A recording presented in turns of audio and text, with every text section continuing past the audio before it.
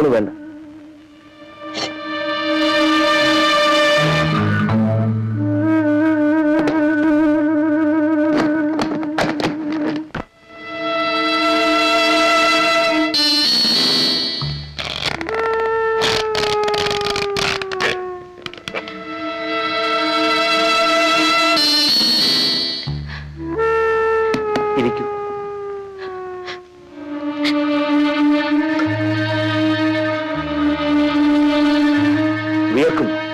ആ ഫാനട.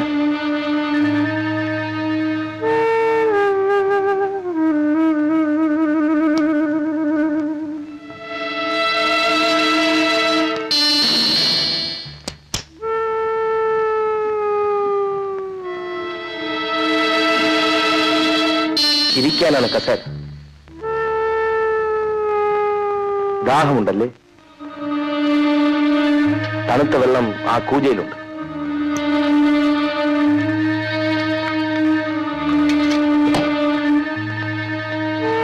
നാളെ പോയോ? എന്തേ ഒന്നും മിണ്ടാത്ത? പോയി. പേരെന്താണ്? സീത. ഈ ചേരിയിൽ വന്നിട്ട് എത്ര നാളായി?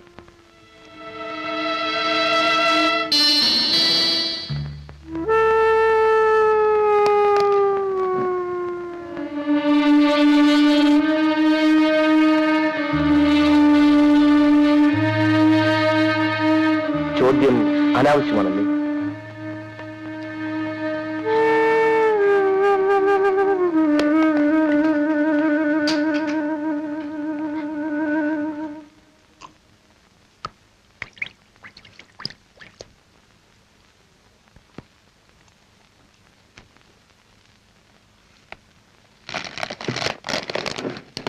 സീത, ആ കത്തിൽ ചെന്നിരിക്കും.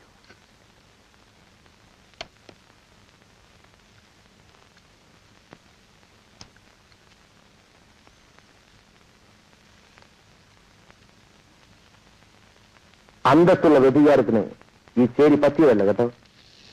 ഉപദേശിക്കാനാണോ നിങ്ങൾ എന്നെ വിളിപ്പിച്ചത്? അല്ല, ഉപദേശിക്കാനും ഉപദേശം കേൾക്കാനും ഞാൻ മെനക്കെടാറില്ല. വിളിപ്പിച്ച കാര്യം കഴിഞ്ഞിട്ട് എന്നെ വേഗം പറഞ്ഞേക്കും. നമുക്ക് പുറത്തിരുന്ന് അല്പം കാറ്റുകൊള്ളാം സീത.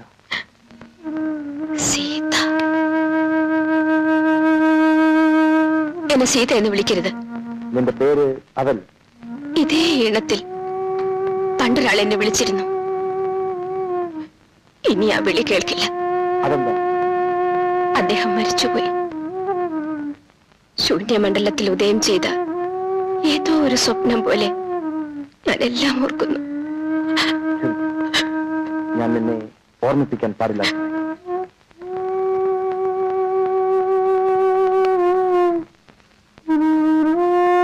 നിനക്ക് പോകാൻ തിടുക്കമായി. എന്തൊരു ചോദ്യമാണിത്? എന്നെ പോലൊരു സ്ത്രീയുടെ സമയത്തിന്റെ വിലയെപ്പറ്റി അറിയില്ലേ? ശരി, ഞാൻ സമയം പാഴാക്കാം. എങ്കിൽ വരൂ.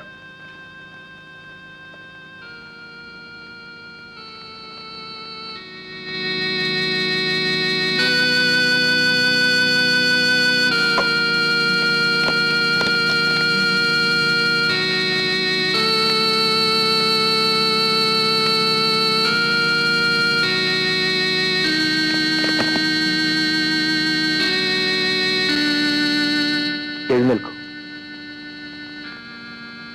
സാരി കൊടുക്കൂ. ഇത് വാങ്ങും. ഞാൻ ആരിൽ നിന്നും ജോലി ചെയ്യാതെ പണം വാങ്ങാറില്ല. ഇത് നിന്റെ സമയത്തിന്റെ വിലയാണ്. എന്റെ സമയത്തിന്റെ വില തരാൻ നിങ്ങൾക്ക് കഴിയില്ല.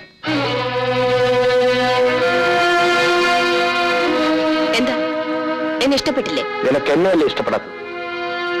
ഇഷ്ടപ്പെട്ടുകൊണ്ടല്ല സാറേ ഞാൻ എന്റെ മാംസം വിൽക്കുന്നത്. ഇതെന്റെ തൊഴിലാണ്. എന്റെ ഇഷ്ടവും ഇഷ്ടക്കേടും ആര് നോക്കാൻ?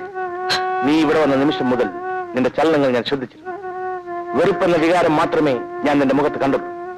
എന്നെ ഇഷ്ടപ്പെടാത്തൊരു സ്ത്രീയെ പ്രാപിക്കുന്നത് എനിക്ക് ഇഷ്ടമല്ല. ഇണചേരൽ എന്ന പ്രക്രിയ മാംസത്തിന്റെ ഉരസലിൽ മാത്രം ഒതുങ്ങുന്നില്ല. അതിനപ്പുറം പലതുമുണ്ട്. നിനക്ക് പോകാം.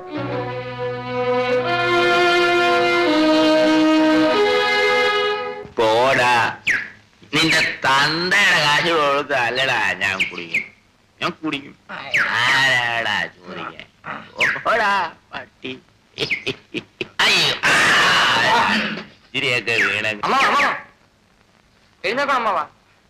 എന്തുവാടോ ഇതിനകത്ത് ഇയാളെന്നെ സഹായിക്കൊന്നും വേണ്ട എന്റെ പാട്ടിനു ഓനാ എന്നെ പിടിക്കരുത് എന്റെ ദേഹത്തോടൊരു ആരും ആ, പോണം പോണം പോണം. ഞാൻ നടന്നോട്ടെ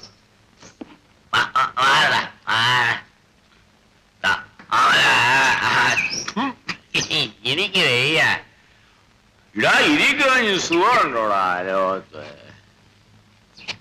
നീ വിഷമിക്കണ്ട, സാധനങ്ങൾ സൂക്ഷിച്ചോ.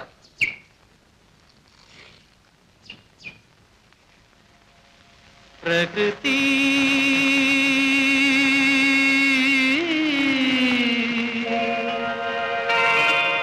പ്രഭാ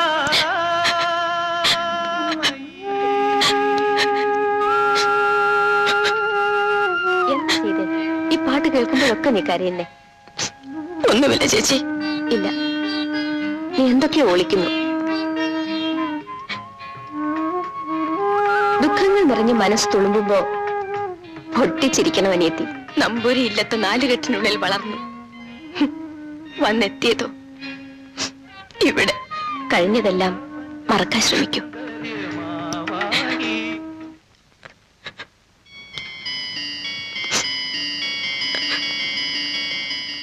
കവിത എഴുത്ത് നിർത്തി വായനയാണോ സാറേ?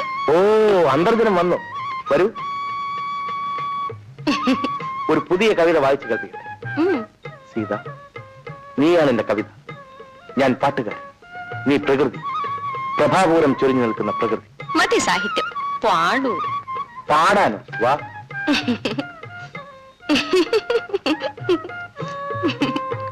അച്ഛനപ്പുറത്തുണ്ട്, വേണമെങ്കിൽ കവിത വായിക്കാം.